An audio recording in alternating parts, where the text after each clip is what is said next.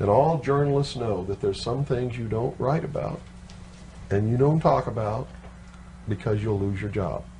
And that's where the control is. And that's why they pay anchormen like Dan Rather $2 million a year. Because he doesn't question them. He knows that if he goes against them, he's going to lose $2 million a year. Do you think a man that looks pretty and sits in front of a TV camera for the 6 o'clock news is worth $2 million a year? No way. I don't care how long he works and I don't care what he does. There is no job worth $2 million a year. That's why they pay athletes these fantastic salaries. I was listening to the radio the other day. They just contracted to pay one player on one team $6 million a year. Can you believe this? And why is that? It's the Roman circus. What does the emperor do when the people become restive, and when the people are asking questions, and when the people don't like the policies of the emperor? He sends them to the circus. He creates a circus. He builds a giant coliseum.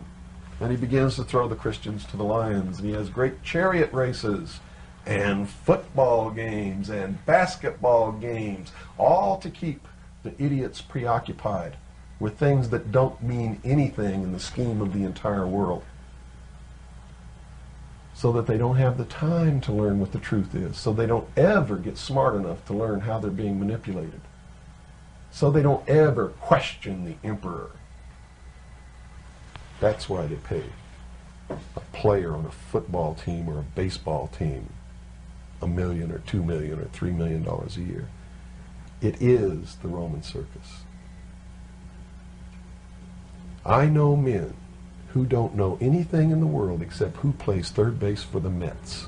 And they think that's a great accomplishment. And they meet and pat each other on the back and bond and go have cocktails and talk about what this guy that plays third base for the Mets did in last night's game. It's sad.